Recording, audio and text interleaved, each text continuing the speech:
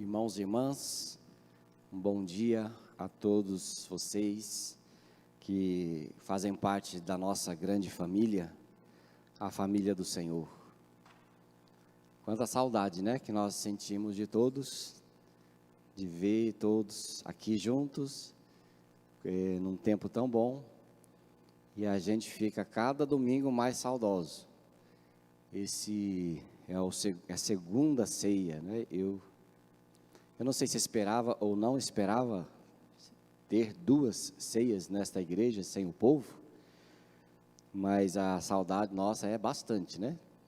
Todo o povo aqui da equipe aqui reunida, dos pastores, da pastora, a gente sente falta do cheirinho das ovelhas, não é? O cheirinho bom que as ovelhas têm aqui nesta igreja, o cheiro dos perfumes, como diz o pastor Paulo, dos ruge. Não sei nem se tem mais isso na vida. Não sei se existe mais ruge. Mas a gente sente o cheiro, todo mundo, dos avanços dos homens, né? Os homens são menos chiques. A gente sente cheiro de avanço. Também não sei se existe avanço, né? Talvez o Darcy, que está aqui acompanhando a Cleide, use avanços. São os avanços?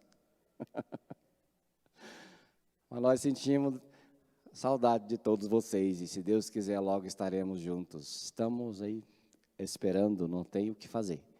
Temos que orar, temos que esperar. E eu creio que a Bíblia diz que Jesus disse que as suas ovelhas conhecem a sua voz e ninguém as arrebatará das suas mãos. Também nós cremos assim, né? Ninguém as arrebatará. Eu quero ler com você uma mensagem da palavra muito especial. Eu gosto muito de temas como este, são temas pelas quais eu acho que eu fui chamado a pregar sempre. E quando eu trato desse tipo de assunto, meu coração fica alegre. Eu acho que Deus gosta. Hebreus 4, verso 15 a 16, eu vou ler com você esse pequenos 3 versos. Visto que temos um grande sumo sacerdote, Jesus, o Filho de Deus, que penetrou nos céus, retenhamos firmemente a nossa confissão, porque não temos um sumo sacerdote que não possa compadecer-se das nossas fraquezas, porém que, como nós, em tudo foi tentado, mas sem pecado. Cheguemos, pois, com confiança ao trono da graça, para que possamos alcançar misericórdia e achar graça, a fim de sermos ajudados em tempo oportuno. Chegando com confiança ao trono da graça de Deus. Conta a história que um caçador estava com amigos perto de uma propriedade rural da rainha da Inglaterra. Na caminhada ele se machucou e com as suas machucaduras, os amigos o deixaram para ir buscar socorro. Mas enquanto estava ali, ele sentado ali, perto de onde estava, alguém chegou de carro e reduziu a velocidade e parou. Desceu uma mulher que dirigia e perguntou se ele estava bem, e ele contou a história. E quando ele percebeu, com a conversa que ia se decorrendo, ele percebeu ser a sua rainha, a rainha da Inglaterra. Quando eu falo de rainha da Inglaterra, eu lembro da minha irmã Heleninha. Ela sempre assiste, eu já até mando um abraço para ela, né? Heleninha Schultz, eu falo que ela é a rainha da Inglaterra aqui da igreja. Porque nós temos umas fotos bem parecidas. Então, dona Heleninha, aí fica aquele abraço, que fez aniversário semana passada. Afinal, tem quase a idade da rainha da Inglaterra mesmo. Ou se não for, a idade. Mas, por mais que você queira falar com algum membro daquela família, é praticamente impossível. O caminho é longo, os protocolos são exigentes e não tem jeito. é inacessível. Eu já tive o privilégio de estar em frente daquele palácio, olhando distante, com um grande portão no meio, e a gente pensa, quem sabe, né, quem está lá dentro, mas atravessar aquilo é impossível para alguém comum como nós, não tem jeito. Mas tem uma família real, completamente acessível, e que não é qualquer rei, é o rei do universo, o criador do universo. Não é qualquer realeza, é a realeza do universo, muito superior a qualquer tipo de reinado humano existente, na qual a humanidade até já se arrependeu de ter desejado. Um dos maiores erros do ser humano foi quando aquele povo teve que pedir socorro para Samuel, dizendo, olha, nós erramos, pedimos um rei, e Deus nos deu o rei. E não queremos mais, vemos que pecamos por não andar na vontade do Rei dos Reis, quisemos um rei humano, mas já não tinha mais jeito. Mas essa realeza que nós temos, ela tem acessibilidade a todos os seus filhos e filhas, aos seus súditos. Pena que muitas pessoas jamais conheceram o Evangelho, têm medo de se aproximar do Rei dos Reis, têm medo de que as suas vidas não sejam aceitas por Ele. Os defeitos que tem parece que provocam um desejo de fazer o caminho inverso. Ao invés de chegar-se ao trono do Rei dos Reis, elas vão ao caminho oposto, elas correm do trono, porque olham para si mesmo, desconhecem o Evangelho do Senhor, e olhando para si próprio, elas chegam à conclusão de que é melhor ficar longe do Rei dos Reis por medo. Mas esse não é o caminho que Jesus veio inaugurar. Esse é o caminho inverso, porque a Bíblia mostra o Rei dos Reis acessível a nós todos. E nós precisamos conhecer o Rei dos Reis. Aqui no verso 14, nós lemos assim, visto que temos um grande e sumo sacerdote, Jesus, o Filho de Deus, que penetrou nos céus, retenhamos então a firme confissão em nossos lábios. Quando a gente deseja estar diante do trono de Deus, com o desejo de mudar a vida, com o desejo de ser aceito, de ser considerado, nós olhamos aqui para a palavra que é um testamento de Deus, e para nós já foi algo tremendo, maravilhoso para as nossas vidas, que é confiar somente em Jesus Cristo, confiar só nele, olhar para ele, e ali temos a certeza de sermos acolhidos, aceitos, recebidos por esse Jesus, que a sua obra foi suficiente para todos nós. Não há qualidade nenhuma em nossas vidas para nos dar o direito de ter um protocolo na qual o Rei dos Reis receberia você e eu. A condição primeira para ser recebido ao trono de Deus é a consciência do estado que somos, de pecado. É lógico que Deus tem o critério seu para nos aceitar. E qual que é o seu critério? Seu critério é o seu Filho, Jesus. Este é o critério de Deus. Por isso, e quanto pior nós somos, estamos, mais temos que olhar para Jesus. E assim passamos a viver neste estado de sobrevivência espiritual gracioso que Deus nos dá.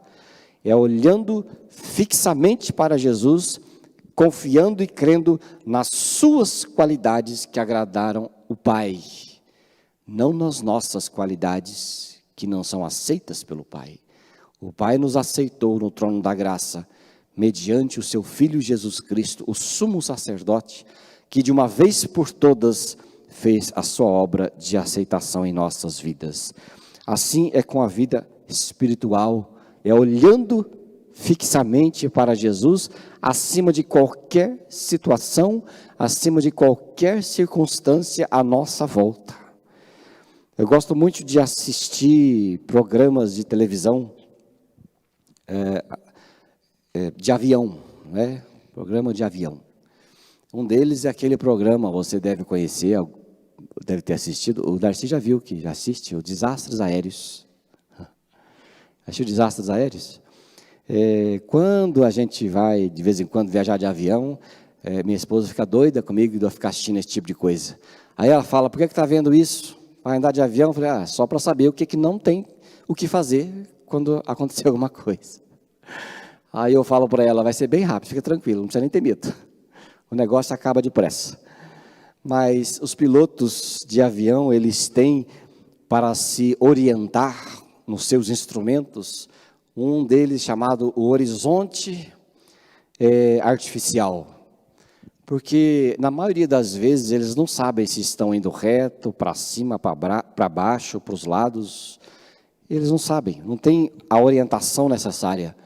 A sua única orientação é aquele instrumento que mostra que eles estão no horizonte certo, no rumo certo.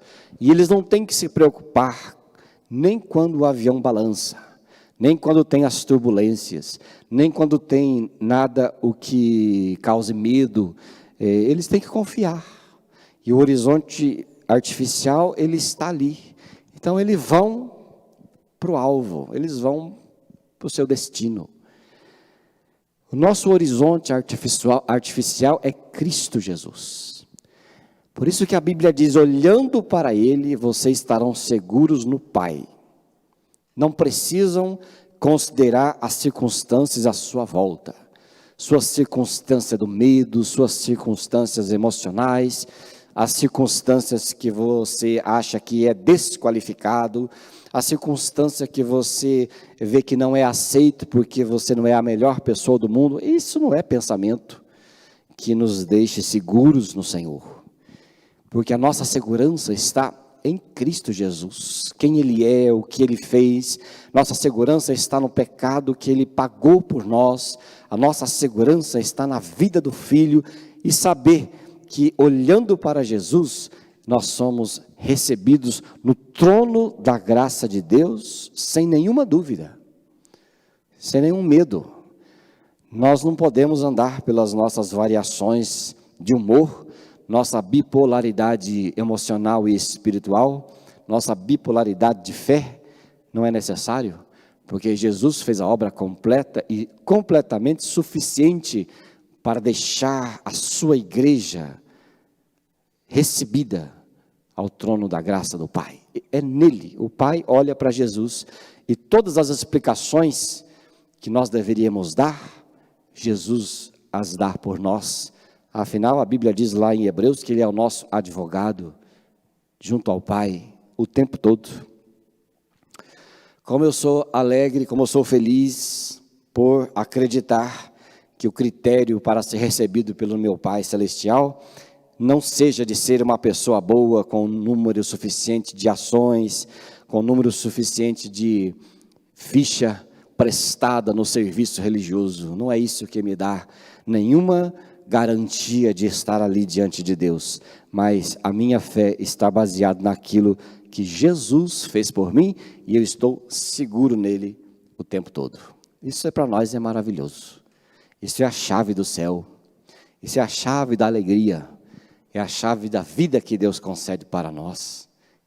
Não tem coisa melhor. Não tem insegurança. Não tem acusação das outras pessoas.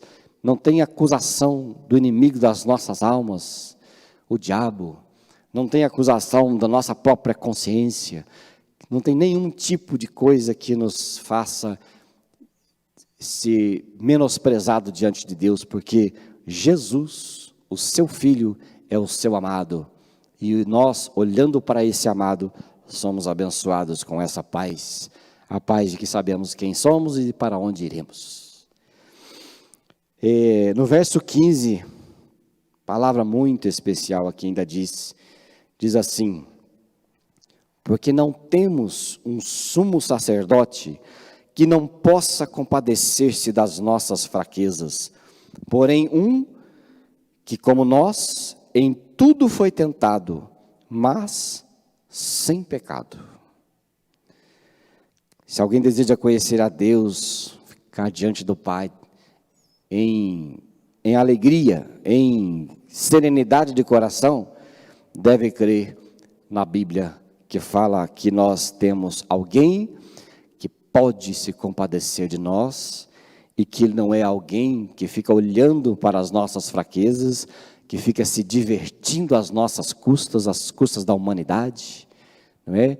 Algumas pessoas acham que Deus é um Deus grego, porque os deuses gregos brincavam com o ser humano, né? Se mudava para lá, mudava para cá, mandava vento forte, vento fraco, mandava fogo, tirava fogo, e as pessoas diziam: não, os deuses que estão fazendo isso conosco, né? É aquela sensação, muitos acham que nós temos esse tipo de Deus, que manda doencinha, tira doencinha, essas coisas que a gente observa por aí, não é nada disso, não é? Embora as coisas aconteçam, e nós acreditamos significado às coisas, o nosso Deus, Ele está aqui para nos guardar, para nos encher de coragem, encher de vida, porque Ele é um Deus que se colocou em nosso lugar, não é um Deus que fica lá em cima brincando com a terra, com a gente, mas um Deus que se colocou em nosso lugar. Diz a Bíblia que Ele pode se compadecer de nossas fraquezas, porque como nós, Ele foi em tudo tentado e provado. Ele fez exatamente o que acontece com a gente, Ele esteve na mesma situação. Ele foi empático conosco. Existem as pessoas antipáticas que não estão nem aí com você, as antipáticas que não se solidariza, que não tomam o seu lugar. Existem as pessoas simpáticas que até são educadas com a gente e até ajudam alguma coisa, mas existem as pessoas empáticas, são aquelas que entram em nossas fraquezas e sentimentos, elas se misturam conosco. E Jesus teve essa empatia com a gente. Quando Ele se tornou carne, a sua empatia fez-se real, de modo com que Ele sabe exatamente cada sentimento que eu tenho, que você tem. Jesus conhece quando você se alegra, Ele sabe disso. Jesus foi muito alegre. Jesus não é esse fiscal de religião que a gente vê nesses grupos religiosos por aí, não. Eu não tenho Jesus fiscal nenhum. Aliás, tenho pavor quando alguém fala: Deus está vendo, hein? Deus está olhando, hein? Pior ainda quando o pai e mãe falam: Deus não gosta, hein? Deus vai castigar. Aí você acabou com Deus, para as suas pessoas que estão ao seu lado. Esse Deus não está aí, não. Mas o Deus que nós temos é um Deus alegre. É um Deus que vai ao encontro do pecador e se identifica com o pecador, e sente com o pecador, e liberta o pecador. É o amor de Cristo que nos constrange. A religião nos faz ser constrangidos para depois considerar doutrinas e mandamentos. Mas no Evangelho é Ele quem nos constrange. O amor de Deus é que nos causa o desejo de pedirmos perdão e sermos conforme Ele é. Jesus conhece quando estamos eufóricos de alegria, quando estamos satisfeitos, não é? Ele sabe quando você está na polaridade positiva, onde tudo é sol, onde tudo é flor, onde tudo é passarinho, não é? Onde você dá bom dia até para o espelho quando você sai no hall da sua casa. Ele sabe o que é estar na polaridade positiva, mas também Ele sabe o que é estar na polaridade negativa, quando a gente sente raiva, quando a gente sente tristeza, quando perdemos alguém importante para nós, que coisa terrível, né? A gente vê pela televisão famílias enterrando famílias, sem poder se despedir, em valas, na coisa mais estranha do mundo, da finitude de alguém, né? Mas triste de se despedir de alguém como se fosse nada. A gente vê isso, quando a gente perde alguém, Jesus sabe disso. Jesus está junto, Ele está perto, sabe quando a gente sente vontade de pecar, Ele sabe o que é isso, Ele sabe o que é as tentações humanas. Na sua oração Ele disse: Pai, não nos deixe cair em tentações. Ele sabe o que é.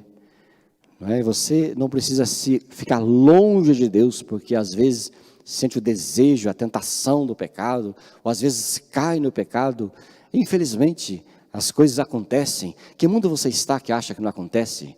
Que mundo que você vive, da sua religiosidade, que você acha que isso não acontece, mas quando acontece, Jesus está lá para dizer: filho, perdoados estão os teus pecados, vai, não peque mais, porque comigo você terá força para vencer.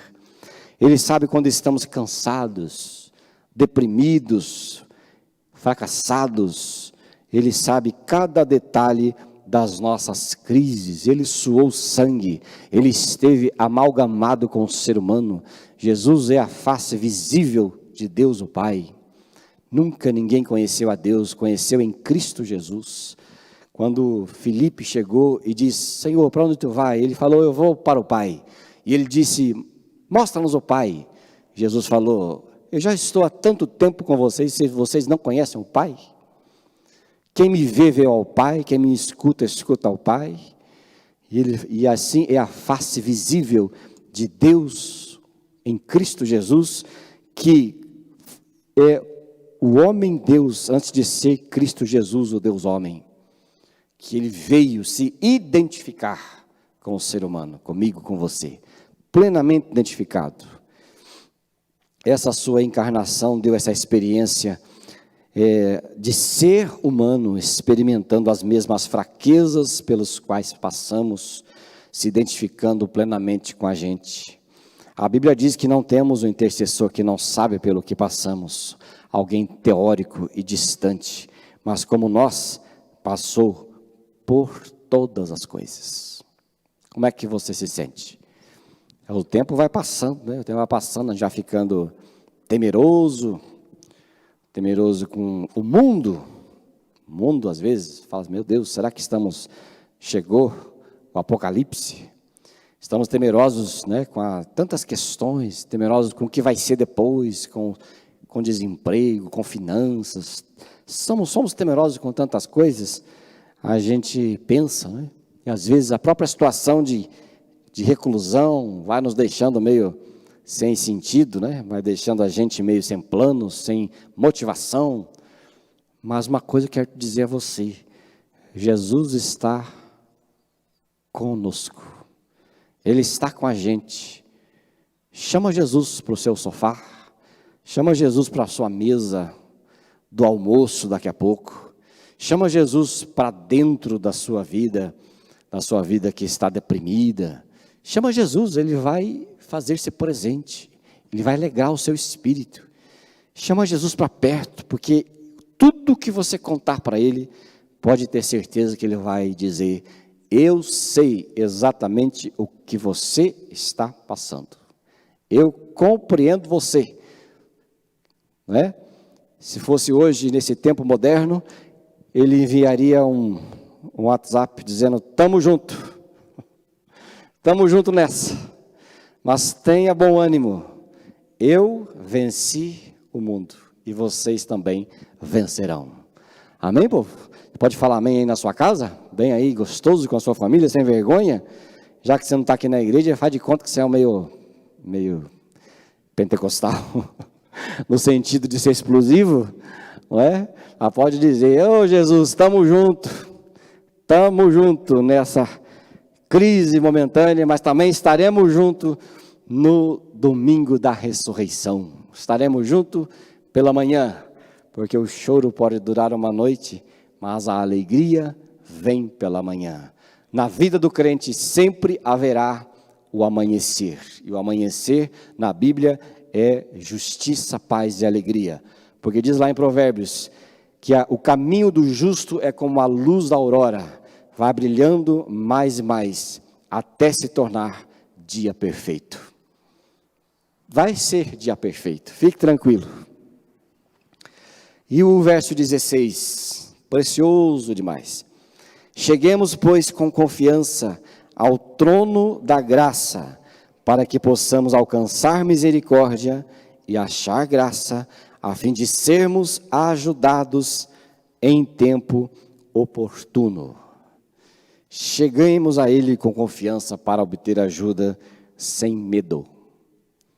Eu confesso a você que se você me pedir, ou se alguém me pedir para ir a qualquer lugar, qualquer pessoa, com qualquer influência, para pedir um favor, eu não vou. Eu não vou. Ah, vai lá, pede para o fulano lá, sei lá onde, na prefeitura, no órgão esse, órgão aquele, pede um favor, implore, pode esquecer. Eu sou a pessoa mais desqualificada da face da terra. Essa semana eu fui ver um probleminha no cartão transporte, porque botei lá dinheiro e fui passar no ônibus lá, falei, epa, você não tem dinheiro. Eu falei, eita fubá.